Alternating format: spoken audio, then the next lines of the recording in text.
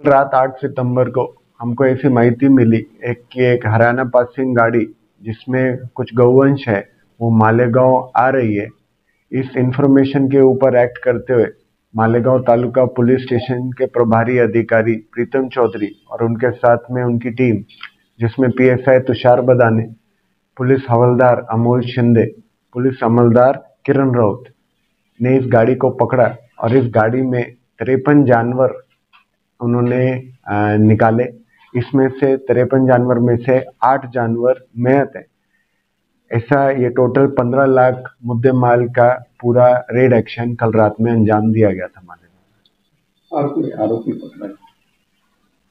तो इसमें एक सेकंड, रेड एक्शन की कार्रवाई को अंजाम देते वक्त उसका ड्राइवर वहां से भाग गया और हमने ये गुना अज्ञात इस्म के ऊपर दाखिल किया है।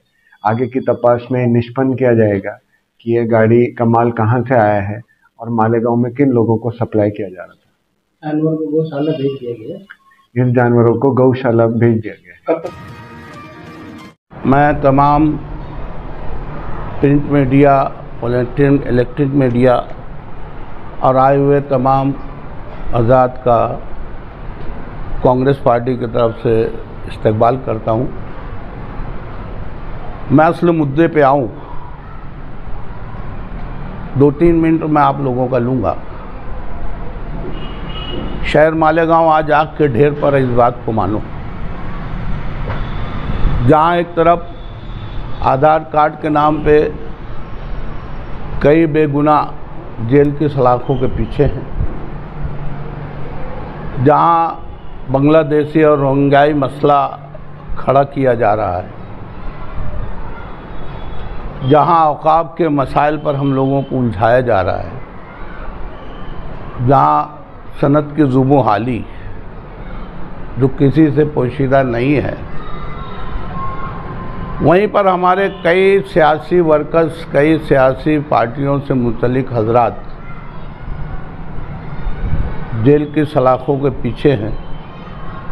वो सच है या साजिश का शिकार हैं, ये तो आगे पता चलेगा, कानून ही बताएगा। और ऐसे हालात में 2-3 दिनों में जो मामला डेवलप हो गए, ख़ासतौर से अकील जागीरदार और उनकी अहलिया डॉक्टर साहिबा के गिरफ्तार होने के बाद जो मामला डेवलप हो गए, उससे अचानक शहर का माहौल ही तब्दील हो गया है।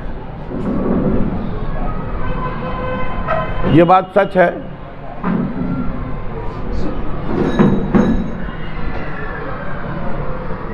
अकील जागीरदार और उसकी अहलिया या नदीम फिटर ये किस कमाश के आदमी है, किसी से पोशीदा नहीं है।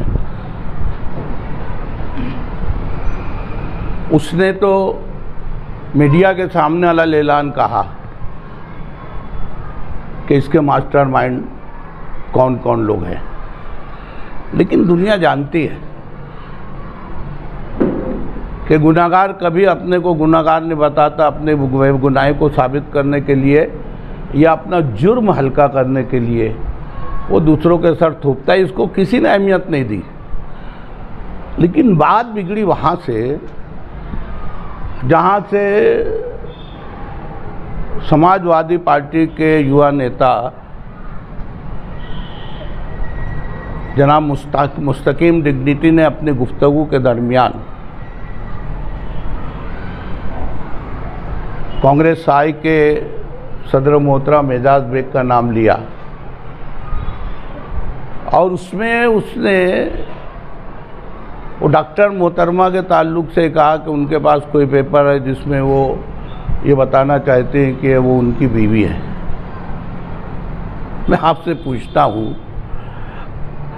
वो बीवी एजाज बेग की थी या है, तो आगिल जागीरदार के साथ कैसे रह रही हैं? इतना शऊर तो किसी भी शख्स को हो सकता है। हमारे मुस्तकीम डिग्निटी साहब चाहते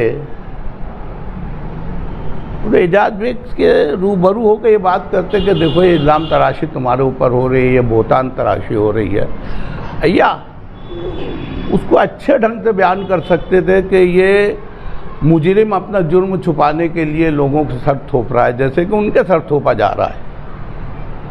लेकिन उन्होंने जिस ढंग से इस बात का इजहार किया, मैं आपसे पूछता हूँ, आपकी खानगी ज़िंदगी मुतासिर नहीं होगी क्या? ये मामला असम्बली इलेक्शन के वक्त भी उठा था, गो कि वो मखसूस हलकों में ही था, लेकिन सियासी अकाबरीन, सियासी वर्कर्स के दरमियान होते हुए एजाज बेग के घर तक पहुंच चुका था। उस बात के हम लोग गवाह हैं।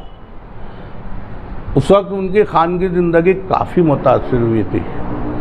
वो ज़हनी तौर से बहुत परेशान थे। अपने अहले खाना को, रिश्तेदारों को समझाने मनाने में और इस झूठ को ख़त्म करने में, अपनी पोजीशन साफ करने में उनको काफ़ी वक्त लगा। और अचानक ये मामला फिर उभर गया। जाहिर सी बात है कि एक्शन का रिएक्शन होना था, सो हुआ।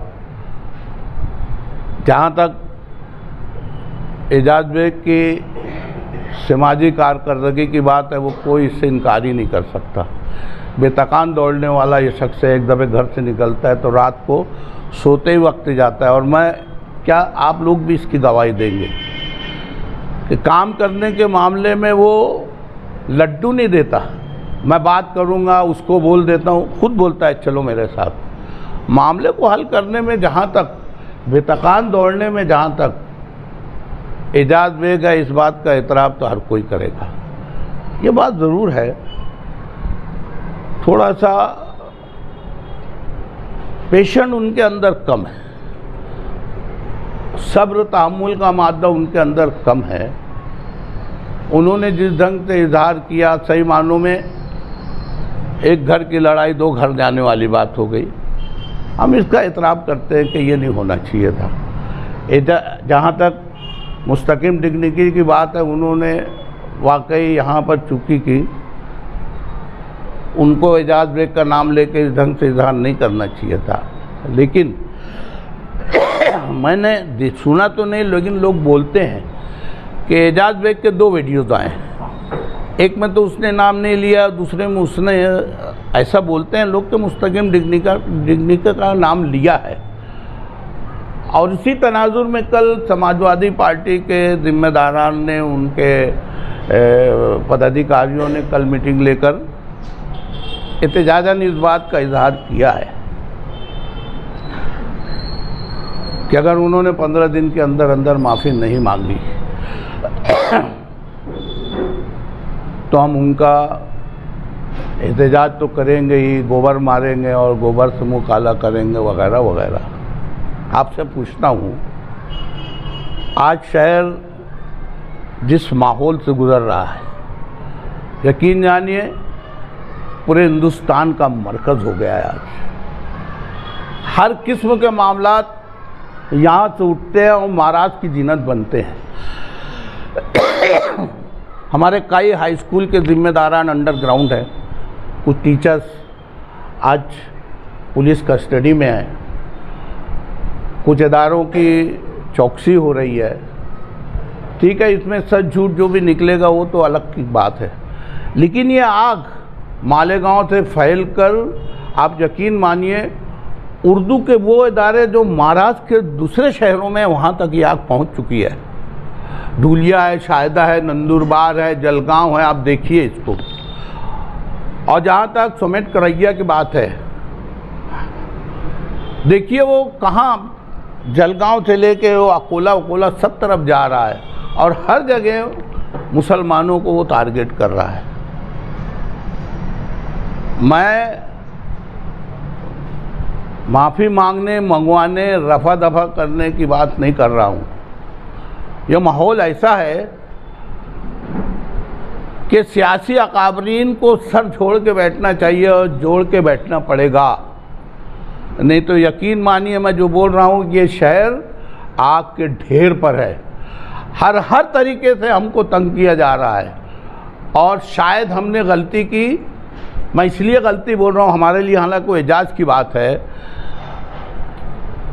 कि फिरका परस्त पार्टियों के ये हजम नहीं हो रहा है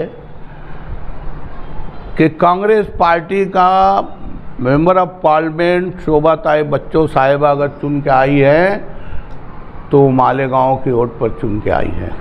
हमने यकीनन एक तरफा उनको 1,94,000 वोट दिया, 4,500 बीजेपी के खाते में गए और 6 मुस्लिम जो थे उनको ले दे के 5-6 हज़ार वोट मिले हैं। ये इसको वोट जहाद बोलते हैं, शर्म की बात है। अगर ये वोट जहाद है तो मुसलमानों ने हिंदू को वोट दिया है ना। वो 6 जो मुसलमान हैं उनकी तो जमानत जब्त करने की बात छोड़ो, उंगली पर गिने जाने वाली उनके वोटे थे, उसके बाद भी मालेगांव को वोट जहाद का नाम दिया जा रहा है। मैं आप लोगों से भी गुजारिश करूंगा कि सही मानों में कुछ लोग अगर आग पर रोटी सेकने का काम कर रहे हैं तो आप मीडिया तीसरे खंभे हैं जमहूरियत की, इस बात को मानिए, इसको पॉजिटिव लीजिए, इसको सिर्फ चटकेदार चस्केदार कहानी मत बनाइए। आप लोग भी इसमें शहर का साथ दीजिए। मैं साथ ही साथ तमाम सियासी अकाबरीन से बोलूँगा कि जहाँ सियासी स्टेज सजेंगे बेशक हम और आप सामने रहेंगे और रहना भी चाहिए। उसूल की बात जहाँ आएगी आदमी बराबर उसका भरपूर इस्तेमाल करना चाहिए और करेगा। लेकिन ये घड़ी मामले को टालने की और शहर को बचाने की, आप यकीन मानिए, मैं फिर बोल रहा हूँ, यहाँ कई सीनियर साफ़ी हैं, ज़हूर भाई जैसे लोग, जो मेरी इस बात की तायद करेंगे कि आज शहर आग के ढेर पर है। हमको हर तरीके से निशाना बनाया जा रहा है, इसलिए कि इंडिया के नक्शे पे ये आ चुका है कि यहाँ पर इस हलके में 95% मुसलमानों का वोट है। नितिन गडकरी ने हमारी शोभा ताई बच्चों का इस्तकबाल किया और बोला आओ आओ ताई आपका इस्तकबाल है, और उसमें इस बात का जिक्र किया कि आपको मालेगांव वालों का शुक्रगुजार होना चाहिए कि उन्होंने आपको एकतरफा वोट दिया है। रही कल की समाजवादी पार्टी की मीटिंग की बात, हम कहीं भी लड़ो और लड़ाओ की पॉलिसी नहीं करते, हम नेशनल पार्टी के जिम्मेदारान हैं। आप देख ले हमारे अकाबरीन बशमूल राहुल गांधी हर जगह अगर बात करते हैं तो मेल मिलाप की बात करते हैं, जोड़ने की बात करते हैं। जहाँ तक सियासी मामलात हैं हम बराबर अपने मुखालफिन का सामना करते और करते रहेंगे, लेकिन मुल्क को जोड़ने की बात, दिलों को जोड़ने की बात जो है वो मुद्दा कांग्रेस पार्टी का है, वो हमेशा रहेगा, हम उससे हटेंगे भी नहीं। हम लड़ो और लड़ाओ की पॉलिसी से हमेशा बचते रहे हैं। हमारे अकाबरीन ने यही सिखाया है, हमको उससे बचना है। अमन है तो चमन है, लेकिन मैंने कहा ना, हर एक्शन का रिएक्शन है। हमारे मुस्तकीम डिग्निटी ने कुछ कहा, हमारे सदर ने उसका जवाब दिया। उनकी खानगी ज़िंदगी मुतासिर हो रही थी, उन्होंने जिस लम्हे में भी कहा हम उसकी तायद नहीं करते, लेकिन एक लम्हा होता है, आदमी अपने आप का अवसान खो देता है, अपने आप पे काबू नहीं रख पाता। वो लम्हा गुजर गया। हम दस्त वस्ता यही गुजारिश करेंगे समाजवादी पार्टी के युवा लीडर, उनकी सदर मोहतरमा शान हिंद से, इस मामले को आपस में बैठ कर हम जरूर रफा दफा करने की कोशिश करेंगे, लेकिन शहर को एक नया रुख मत दो। आज अगर हम लोग आपस में लड़ेंगे तो शहर को बचाएगा कौन?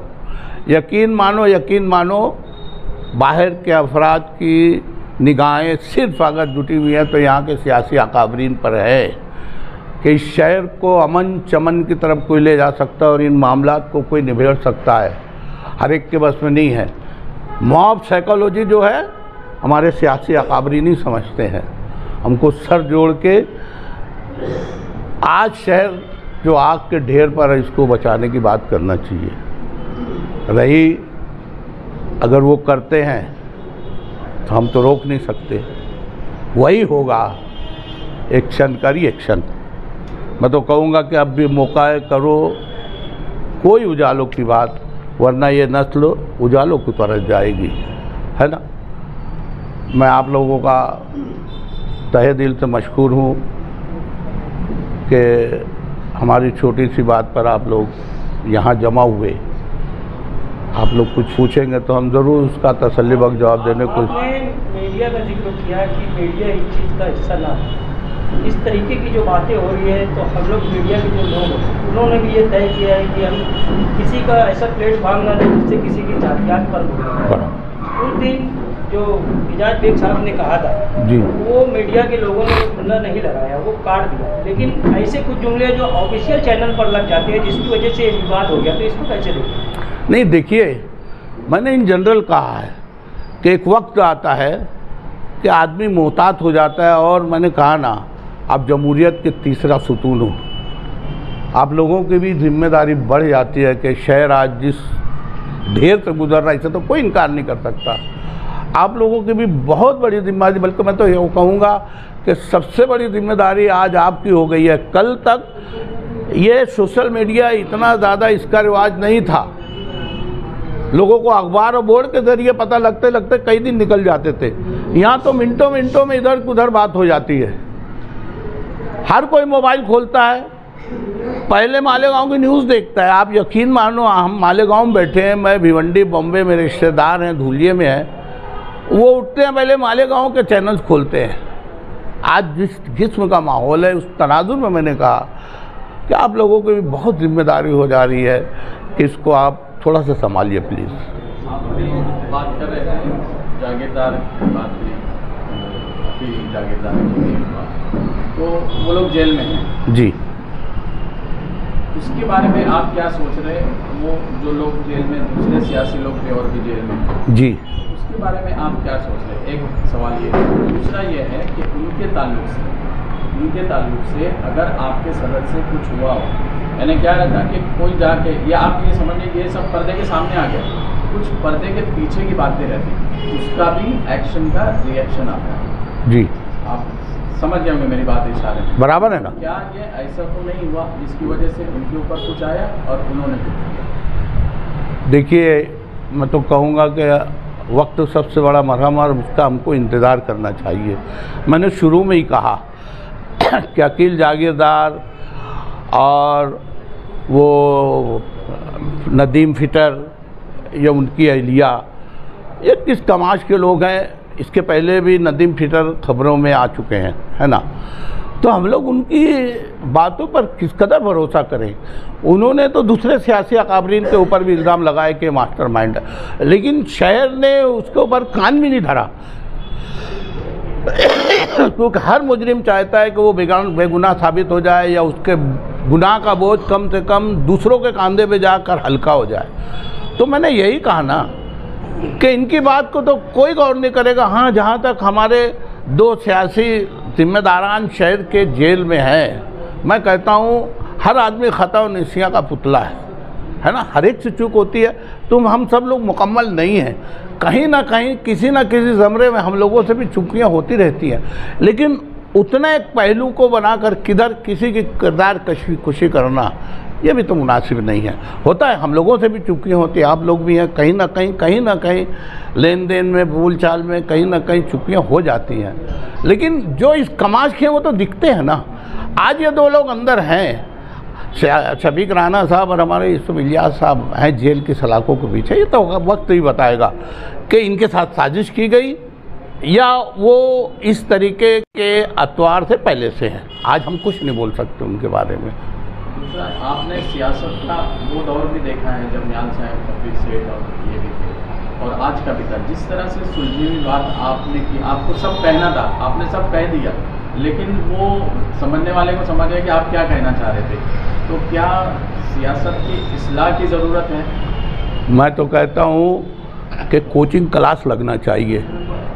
काश कोई हमारे पुराने अकाबरीन जैसा हारून अंसारी से लेकर शब्बीर सेठ या निहाल साहब जैसे लोग वापिस से पैदा हो जाए। मैं आपको एक वाक़या बताऊंगा मुख्तसर सा। निहाल साहब को तोहफे में वो कौन सी एक कार आती है वो मिली थी, नहीं सोमो कार मिली थी, सोमो कार मिली थी। मुखालफिन ने स्टैंड के पास बोर्ड लगाया, बेकार को कार।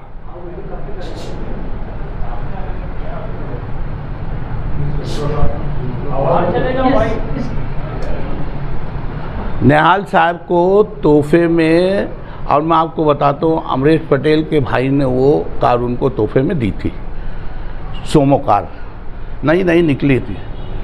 मुखालफिन ने स्टैंड के पास बोर्ड लगाया, बेकार को कार, कुछ करते नहीं तोहफे में कार लेते हैं वगैरह ये वो। हमारे वर्कर्स जमा हुए, बोले साहब इसका जवाब देना चाहिए।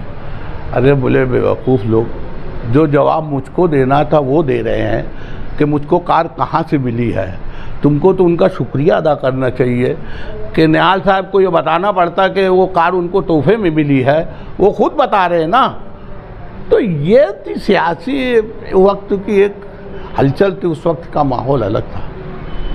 आज जो माहौल बन गया है, तो आप सीनियर लीडर हैं, क्या आप ये चाहते हैं कि बाकी के सियासी जो लोग जो अभी एक खिलाफ हो गए, इसके अंदर उन लोगों को आप पहल करके उनको बुलवा लेंगे, या पहल करके आपके सदर को भी सामने लेके आकर दोनों को बिठा के ये मामला ख़त्म करने की कोशिश आप करेंगे? क्या आपकी? नहीं, मामला तो मैं जिस ढंग से बात कर रहा हूँ रफा दफ़ा होना ही चाहिए। उसमें हमारे तमाम जिम्मेदारान कि उसमें शमूलियत रहेगी। हम बराबर सर जोड़ के जाएंगे और मामले को रफा दफा करने की बराबर कोशिश करेंगे, क्योंकि ये वक्त इस ढंग की लड़ाई का नहीं। और मैं तो कहता हूँ कि कभी भी इस ढंग की लड़ाई का मौका सियासी लोगों के पास रहना ही नहीं चाहिए। ये ज़ाती किरदार खुशी है, इससे बहुत से घर बर्बाद होंगे, बहुत से घर इससे मुतासिर होंगे। हमको सियासी तौर से, अपने तौर पर, मैं जानता हूँ पुराने वक्तों में ज़्यादातर हमारे सियासी लीडरान 11-12 के बाद नशा भी करते थे, लेकिन कभी निकलती थी क्या उनकी बात जातियात में?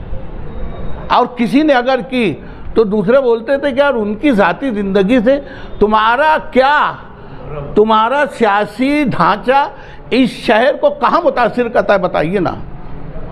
कई सियासी लीडरान हैं जो नशा करते थे, लेकिन कभी किसी ने उनके ऊपर उंगली नहीं उठाई।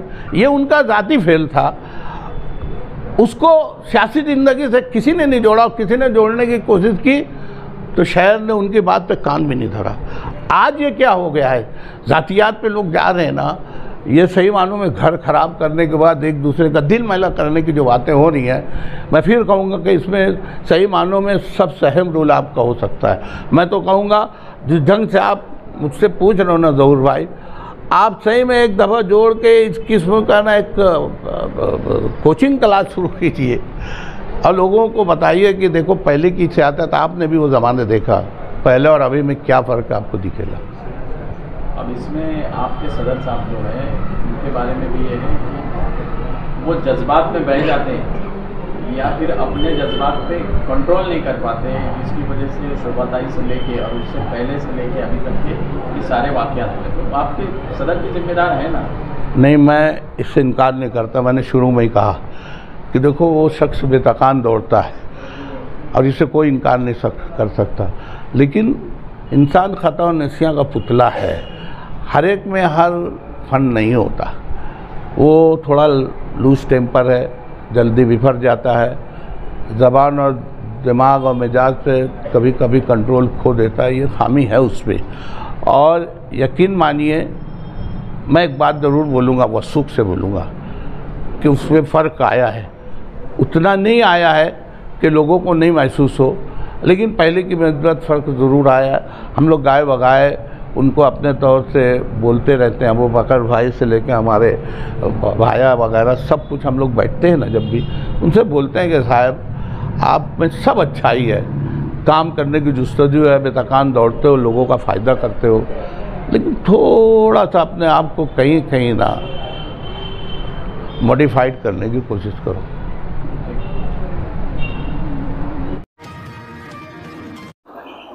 पीछे जब किला बस्ती को तोड़ने के लिए प्रशासन पूरी तरह से तैयार था, उसी वक्त हम लोगों ने उस वक्त स्टे लिया। और आप देखे होंगे कि पूरा प्रशासन, फिरका परस्त, ये पूरी ताकत से लगे थे कि किला बस्ती को तोड़ दिया जाए, मगर हाईकोर्ट ने उस वक्त राहत दी थी, स्टे दिया था, जो मुसलसल बरकरार है। पीछे कई तारीख पड़ी मगर मैटर बोर्ड पर नहीं आया। आज रेवती देवरे मैडम और दादा साहेब पाटिल के बेंच पे मैटर 32 नंबर पे था, मैटर आया और उस पर बहस भी हुई। आज नया रिप्लाई तहसीलदार विशाल सोनौने ने फाइल किया। उस रिप्लाई के जवाब के लिए हमारे सीनियर काउंसिल MP वसी सर ने 2 हफ्ते का टाइम लिया, जिसे कोर्ट ने मंजूर किया। और अब उस रिप्लाई पर अभी मैंने भी पढ़ा, अभी MP वसी सर और उनकी जो लीगल टीम है उनसे बैठकर उसका किस तरह से जवाब दिया जाए, क्योंकि हम देख रहे हैं, हमने जब पिटीशन फाइल की उस वक्त भी हमने यही बोला कि अगर दीवार से लगकर जो हिस्सा है, जो खंदक के बाहर है, अगर वो सारे मकानात अतिक्रमण है, तो फिर किला बस्ती में जो स्कूल, जिम खाना और टेनिस कोर्ट, ये सब अतिक्रमण क्यों नहीं है?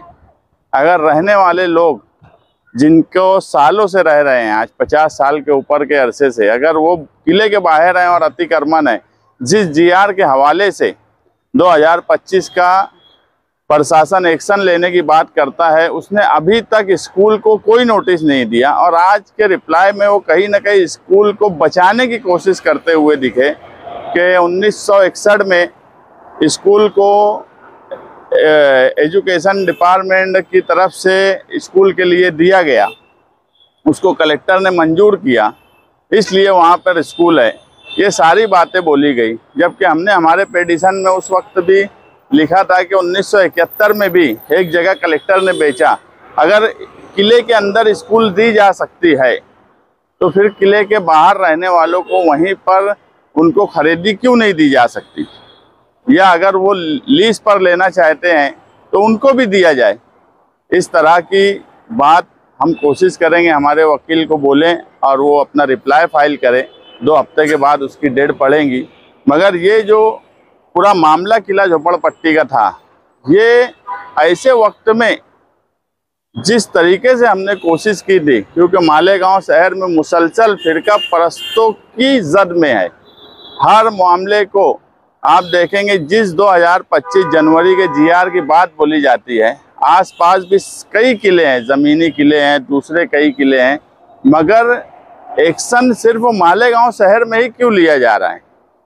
ये पार्ट कोर्ट का नहीं है, मगर सोचने का है कि मालेगांव शहर को ही बार बार टारगेट किया जाता, और उसको बचाने के लिए सरकार में कोई नुमाइंदा नहीं है, कि कोई ये नहीं बोल रहा है कि सरकार में जाकर कि अगर GR पूरे महाराष्ट्र के लिए था तो और किस किस किले के अतिक्रमण के लिए नोटिस निकाली गई, किस किले का अतिक्रमण इंक्रोचमेंट निकाला गया, इसका जवाब लेने की जिम्मेदारी नुमाइंदे की होती है। मगर हम देख रहे हैं कि कोई नुमाइंदगी नहीं की जाती। आज जिस GR पर मालेगांव को टारगेट किया जाता, उस GR के हवाले से दूसरे किसी शहर को टारगेट नहीं किया जाता। मगर ये सवाल कोई पूछने वाला नहीं है। हमें उम्मीद है हाईकोर्ट से कि हाईकोर्ट से हमें इंसाफ मिलेगा, और हम पूरी कोशिश कर रहे हैं कि किले के रहने वाली जो बस्ती है उसे किसी भी तरीके से हाईकोर्ट से इंसाफ मिले। मीटिंग में मौजूद तमाम ही नौजवान दोस्तों, साथियों, बुजुर्गों और जहां तक मेरी आवाज़ पहुंच रही है, ऐसी मेरी तमाम माएँ बहनें और तमाम बुजुर्ग हजरात, आप लोगों ने मेरे साथियों की बातें सुनी। उन्होंने मजदूरी के ताल्लुक से जो बहुत सारी बातें की, मैं उसे वापस दोहराते हुए नहीं, बल्कि उससे आगे हम लोग क्या सोचते हैं कि उसके आगे हम क्या कर सकते हैं और राष्ट्रवादी कांग्रेस पार्टी क्या कर सकती है। साथियों, मालेगांव शहर राष्ट्रवादी कांग्रेस पार्टी मजदूर तहरीक के जरिए आपके मोहल्लों तक, आपके चौक चौराहों तक पहुंच रही है। उसका दूसरा मकसद भी है, वो साफ और साफ ये कि हम लोग मालेगांव शहर महानगर पालिका का जो इलेक्शन होने वाला है उस ताल्लुक से भी जन जागरण करना चाहते हैं, लोगों को जगाना चाहते हैं, लोगों तक अपनी बात पहुंचाना चाहते हैं। अभी जैसे ही इलेक्शन यादवार रचना जाहिर हुई, उसके बाद तमाम जो मेंबरान, लीडरान मेंढक की तरह उबल कर एक पत्थर हटाओ चार निकलते, वो तमाम लोग आपके सामने रोनुमा होने लगे, जाहिर होने लगे। अब इनमें आपस में टिकट की दौड़ है, इनमें आपस के झगड़े हैं। उसी के साथ साथ आप लोग इस शहर में देख रहे हैं कि मालेगांव शहर का किरदार किस तरीके से मसख किया जा रहा है, बर्बाद किया जा रहा है। एक लीडर बुरे कामों में मुलविस है, एक लीडर के हवारी मवारी बुरे कामों में मुलविस है। वो जो पुराने लोग कहा करते थे ब्लू फिल्म, ऐसे बुरे गंदे गलीज कामों में मुलविस है। और दूसरी टीम उनके बुरे कामों को उजागर करने में लगी हुई है। इन बुरे कामों को करने वाले, इन बुरे कामों को उजागर करने वाले आप किसे अच्छा मानते हैं, मुझे बताइए। जो बुरा काम करने वाला है वो तो हर हाल में बुरा है, लेकिन बुराई को लोगों तक पहुंचाना, किसी के बुराई की पर्दापोशी करना, उजागर करना किसी की बुराई को, ये भी शरीयत के मुताबिक गलत और नाजेबा माना गया है। तो मैं ये जो देख रहा हूँ, मैं जो समझ रहा हूँ साथियों, मेरी सियासी ज़िंदगी साथी निहाल अहमद साहब के साथ शुरू हुई। मैं तकरीबन 30-32 सालों से सियासी लोगों पे उतार चढ़ाव देखा। साथी निहाल अहमद साहब का उरूज देखा, शेख रशीद साहब का उरूज देखा, उनका उतार देखा। उसके बाद मुफ्ती इस्माइल साहब आए, उसके बाद आसिफ भाई आए, आसिफ भाई के बाद फिर मुफ्ती साहब आ गए। ये तमाम चीज़ें मैंने बहुत सारे देखी, लेकिन आप जो लोग मेरी उम्र के हैं या मेरे नज़दीक हैं, जो 40-45 साल के जो आज जवान हो चुके, मैं उनसे पूछना चाहता हूं कि क्या आपने कभी इतनी सियासी गिरावट देखी है क्या? क्या कभी किसी को इतना गंदा काम करते हुए देखा है क्या? क्या एक बुराई करे, उसका दूसरा आदमी बुराई को उजागर करे? ये जो हालात, ये जो हरकत मालेगांव शहर की छवि को बर्बाद कर रही है, इसको बदलने का काम कौन करेगा?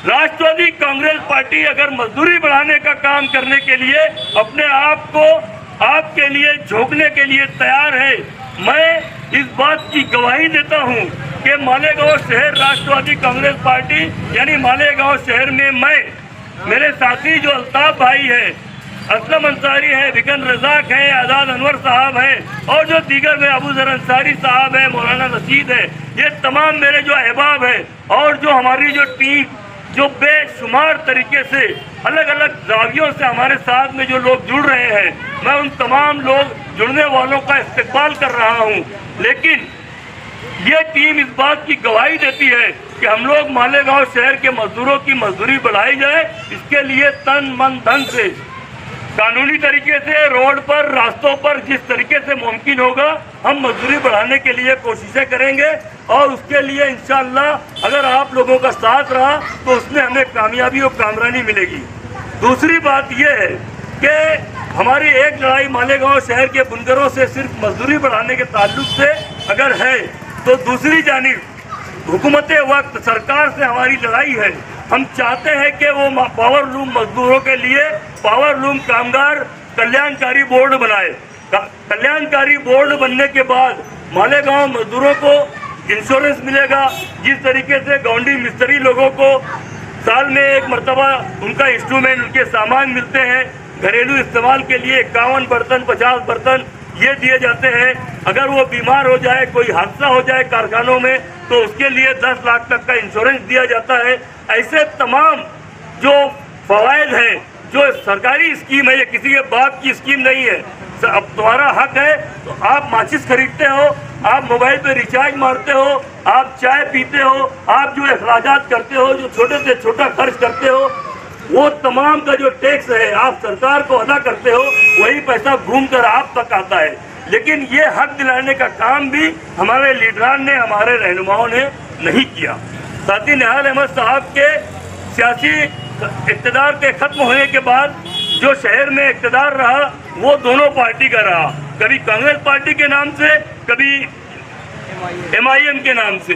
ये दोनों जमातें जो है गुज़िश्ता 25 सालों से, 25 वर्षों से इस शहर की नुमाइंदगी कर रही है। और इनकी नुमाइंदगी का आलम यह है कि मालेगांव शहर में सरकारी ऑफिस कोई नहीं है, कोई बैंक नहीं, कोई खरीदी करने वाला ऑफिस नहीं, कोई रजिस्ट्रार नहीं, कोई RTO ऑफिस नहीं।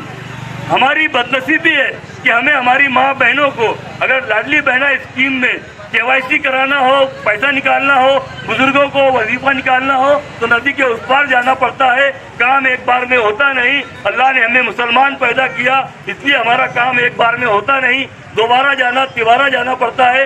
एक बार का खर्च मिनिमम 200 रुपये लगता है। ये और तमाम जो तकलीफें हैं, ये तकलीफ वो शख्स बता सकता है, वो शख्स समझ सकता है जो जिसने वो तमाम दौर देखा हो। हमने ऐसे लोगों को हमारा रहनुमा बनाया जिनको आपकी कोई फिक्र नहीं, कोई कद्र नहीं। वो सिर्फ आपके वोटों के लिए, आपके वार्डों, आपके महलों में अपने गुंडों के जरिए, अपने बदमाशों के जरिए, अपने चमचों, हमारी मवारियों के जरिए वो आपके वोटों पर अपना हक दिखाते हैं। और ऐसे हक दिखाने वाले आपके आसपास घूमते हुए नजर आएंगे। लेकिन वोट देने का अधिकार, आप जिस वक्त अपने चेंबर में जाते हैं, धब्बा आपके हाथ में होता है, बटन आपके हाथ में होती है, आपको ये बताना है कि आप उसके साथ में रहेंगे जो आपके साथ में रहने की ताकत रखता हो, आपका साथ देने की ताकत रखता हो। और राष्ट्रवादी कांग्रेस पार्टी मालेगांव शहर में हमारी जो पूरी टीम है, महाराष्ट्र में शशिकांत शिंदे महाराष्ट्र के अध्यक्ष हैं, और उसके बाद शरद पवार साहब जो पूरे हिंदुस्तान के लीडर हैं। हम तमाम लोग एक चैन के जरिए एक दूसरे से जुड़े हुए हैं। हमारा इस जानिब हमारी पूरी तवज्जो है कि हम हमारे शहर की तरक्की और हमारे शहर के जज्बात को जिस तरीके से नज़रअंदाज करके, हमारे हुकूक को पामाल करते हुए, हमारे इन हाजी माजी आमदारों ने जिस तरीके से दादा भूसे के पास सरेंडर करके उसकी जी हुजूरी करते हुए उसका फंड हासिल करने के लिए उसके काम को, अपने कामों को दादा भूसे का नाम देकर, ताकि कोई दूसरा तीसरा ठेकेदार उसमें ना भर देवे, इनका कमीशन मिलता रहे, इसके लिए उन्होंने अपने आप को दादा भूसे के पास सरेंडर कर दिया है। आप मुझे बताइए, अगर आपने दोनों पार्टी में से किसी को भी 10 सीट 20 सीट दी तो वो उनसे पूछिए कि आपका मेयर कौन होगा। मेरा दावा है कि इनके पास मेयर बनाने के लिए दादा भूसे के अलावा तीसरा ऑप्शन कोई नहीं होगा। मैं आपको इस बात का यकीन दिलाना चाहता हूं कि राष्ट्रवादी कांग्रेस पार्टी ऐसे किसी फिरका परस्त को, ऐसे किसी मुस्लिम मुखालिफ शख्स को इक़्तिदार में आने से रोकने के लिए आपको हमारा साथ देना होगा। जिस वक्त हम ऐसी ताकत बन जाएं, हम ऐसी पावर बन जाएं कि ऐसे किसी फिरका परस्त को मालेगांव शहर का मेयर बनने से रोकने के लिए हम उसमें सक्षम रहेंगे।